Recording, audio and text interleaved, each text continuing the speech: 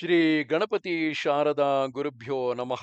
ಯತ್ರ ಯೋಗೇಶ್ವರ ಕೃಷ್ಣೋ ಯತ್ರ ಪಾರ್ಥೋ ಧನುರ್ಧರಃ ಯತ್ರ ಶ್ರೀ ವಿಜಯ ಭೂತಿರ್ಧ್ರುವ ನೀತಿರ್ಮತಿರ್ಮಮ.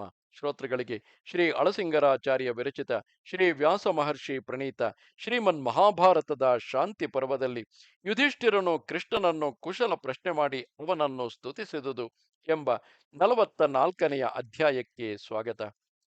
ಆಗ ಜನಮೇಜಯನು ವೈಶಂಪಾಯನನನ್ನು ಕುರಿತು, ಓ ಮುನೀಂದ್ರ, ಯುಧಿಷ್ಠಿರನು ರಾಜ್ಯಕ್ಕೆ ಬಂದ ಮೇಲೆ ನಡೆಸಿದ ಕಾರ್ಯವೇನು ಮತ್ತು ತ್ರೈಲೋಕ್ಯ ಗುರುವೆನಿಸಿದ ಶ್ರೀಕೃಷ್ಣನು ಅಲ್ಲಿ ಮಾಡಿದ ಕಾರ್ಯಗಳೇನು, ಇವನ್ನೆಲ್ಲ ನನಗೆ ವಿವರಿಸಿ ತಿಳಿಸಬೇಕು ಎಂದನು. ಅದಕ್ಕೆ ಆ ವೈಶಂಪಾಯನನು, ರಾಜ, ಕೇಳು. ಯುಧಿಷ್ಠಿರನು ಕೃಷ್ಣನನ್ನು ಮುಂದಿಟ್ಟುಕೊಂಡು ನಡೆಸಿದ ಮುಂದಿನ ಕಾರ್ಯಗಳನ್ನೆಲ್ಲ ಯಥಾವತ್ತಾಗಿ ತಿಳಿಸುವೆನು. ಯುಧಿಷ್ಠಿರನು ರಾಜ್ಯಭಾರವನ್ನು ವಹಿಸಿದೊಡನೆ ನಯ ಭಯಗಳಿಂದಲೂ ವಿನಯದಿಂದಲೂ ಚತುರ್ವರ್ಣದವರನ್ನು ಅವರವರ ಸ್ವಧರ್ಮದಲ್ಲಿ ವರ್ತಿಸುವಂತೆ ಮಾಡಿದನು. ಬ್ರಾಹ್ಮಣರಲ್ಲಿ ಮಹಾತ್ಮರಾದ 1000 ಮಂದಿ ಸ್ನಾತಕರನ್ನು, ಅಂದರೆ ಬ್ರಹ್ಮಚರ್ಯೆಯನ್ನು ಮುಗಿಸಿದ ಮೇಲೆ ವಿವಾಹ ಮಾಡಿಕೊಳ್ಳುವುದಕ್ಕೆ ಮೊದಲು ಈ ನಡುವೆ ನಡೆಸತಕ್ಕ ವ್ರತ ನಿಯಮಕ್ಕೆ ಸ್ನಾತಕ ವ್ರತವೆಂದು ಹೆಸರು. ಹೀಗೆ ಬ್ರಾಹ್ಮಣರಲ್ಲಿ ಮಹಾತ್ಮರಾದ 1000 ಮಂದಿ ಸ್ನಾತಕರನ್ನು ಕರೆಸಿ ಒಬ್ಬೊಬ್ಬರನ್ನು 1000 ವರಹಗಳ ಧನದಾನದಿಂದ ತೃಪ್ತಿಗೊಳಿಸಿದನು. ಹಾಗೆಯೇ ತನ್ನ ಅನುಜೀವಿಗಳನ್ನು, ಭೃತ್ಯರನ್ನು, ಆಶ್ರಿತರನ್ನು, ಅತಿಥಿಗಳನ್ನು, ದರಿದ್ರರನ್ನು, ತಾರ್ಕಿಕರನ್ನು ಅವರವರ ಇಷ್ಟದಾನಗಳಿಂದ ತೃಪ್ತಿಗೊಳಿಸಿದನು. ಪುರೋಹಿತನಾದ ಧೌಮ್ಯನಿಗೆ 10,000 ಗೋವುಗಳನ್ನು, ಧನ ಕನಕಗಳನ್ನು, ಬೆಳ್ಳಿಯ ಪಾತ್ರೆಗಳನ್ನು, ವಿವಿಧ ವಸ್ತ್ರಗಳನ್ನು ಬಹುಮಾನಿಸಿದನು. ಕೃಪಾ ವಿದುರರಿಬ್ಬರನ್ನು ತಂದೆಯಂತೆ ಗೌರವಿಸಿ ಭಕ್ತಿಯಿಂದ ಪೂಜಿಸಿದನು. ಮಹೋದಾರ ಸ್ವಭಾವವುಳ್ಳ ಆ ಯುಧಿಷ್ಠಿರನು ತನ್ನಲ್ಲಿ ಆಶ್ರಯಕ್ಕಾಗಿ ಬಂದವರನ್ನೆಲ್ಲ ನಾನಾ ವಿಧವಾದ ಅನ್ನಪಾನ ಭಕ್ಷ್ಯಗಳಿಂದಲೂ ಶಯನಾಸನಗಳಿಂದಲೂ ಸಂತೋಷಗೊಳಿಸಿದನು. ಹೀಗೆ ಯುಧಿಷ್ಠಿರನು ಯುದ್ಧದಿಂದ ತನಗೆ ಬಂದ ಧನಕ್ಕೆಲ್ಲ ಶಾಂತಿ ರೂಪವಾಗಿ ಯಥೋಚಿತ ದಾನಾದಿಗಳನ್ನು ನಡೆಸಿದ ಮೇಲೆ ಧೃತರಾಷ್ಟ್ರನನ್ನು ಅವನ ಮಗನಾದ ಯಯುತ್ಸುವನ್ನು ತಕ್ಕ ರೀತಿಯಿಂದ ಆದರಿಸಿದನು. ಅವನು ರಾಜ್ಯವನ್ನು ಧೃತರಾಷ್ಟ್ರನಿಗೂ ಗಾಂಧಾರಿಗೂ ವಿದುರನಿಗೂ ಮೊದಲು ನಿವೇದಿಸಿ ಅವರ ಅನುಮತಿಯಿಂದಲೇ ಮುಂದಿನ ಕಾರ್ಯಗಳನ್ನು ನಡೆಸುತ್ತಾ ಸುಖದಿಂದಿದ್ದನು.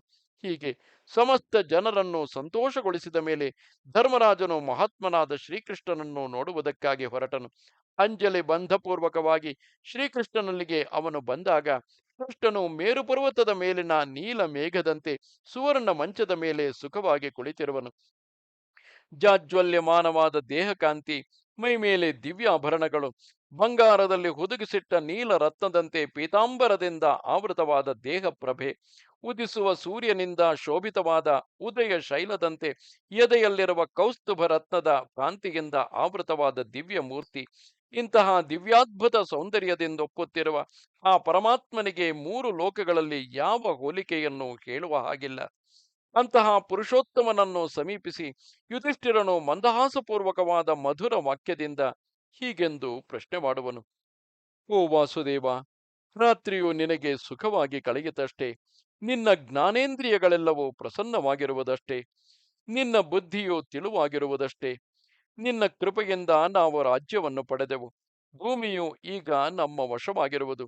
ನಿನ್ನಿಂದ ನಮಗೆ ಉತ್ತಮವಾದ ಕೀರ್ತಿಯೂ ಜಯವೂ ಲಭಿಸಿದವು. ನಾವು ಧರ್ಮಚ್ಯುತರಾಗಲಿಲ್ಲ. ಇವೆಲ್ಲವೂ ನಿನ್ನ ಪರಮಾನುಗ್ರಹವೇ ಎಂದನು.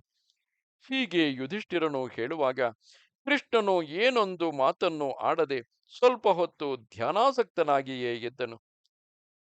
ಇದು 44ನೆಯ ಅಧ್ಯಾಯವು. ನಮಸ್ತೆ ಶಾರದೆ ದೇವಿ, ಕಾಶ್ಮೀರ ಪುರವಾಸಿನಿ, ತ್ವಾಮಹಂ ಪ್ರಾರ್ಥೆಗೆ ನಿತ್ಯಂ, ವಿದ್ಯಾದಾನಂಚ ದೇಹಿಮೆ. ನಮಸ್ಕಾರ.